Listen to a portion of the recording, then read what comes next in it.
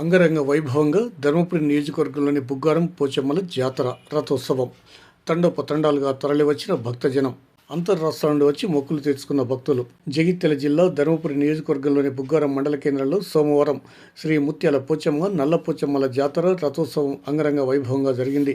తండోపతండాలుగా భక్తజనం వివిధ జిల్లాల నుండి అంతర్రాష్ట్రాల నుండి వేలాదిగా తరలివచ్చారు. ఆలయ కమిటీ చైర్మన్ మసర్తి నర్సయ్య ఆధ్వర్యంలో జరిగిన ఈ జాతరకు భారీ ఏర్పాట్లు చేశారు. భక్తులకు అన్నదానం నిర్వహించారు. దావతుల విన్యాసులు, ఒగ్గు కళాకారులు, డప్పు కళాకారులు నిర్వహించిన నృత్యాలు, కళా ప్రదర్శనలు భక్తులను ఎంతగానో ఆకట్టుకున్నాయి. కాగా ఆలయ కమిటీ చైర్మన్ మసర్తి నర్సయ్య తనయుడు నరేష్ దంపతులు శ్రీ ముత్యాల పోచమ్మ నల్ల పోచమ్మలకు ప్రత్యేకంగా వండిన బోనాలను శోభయాత్రగా తీసుకువెళ్లి అమ్మవార్లకు నైవేద్యంగా సమర్పించారు.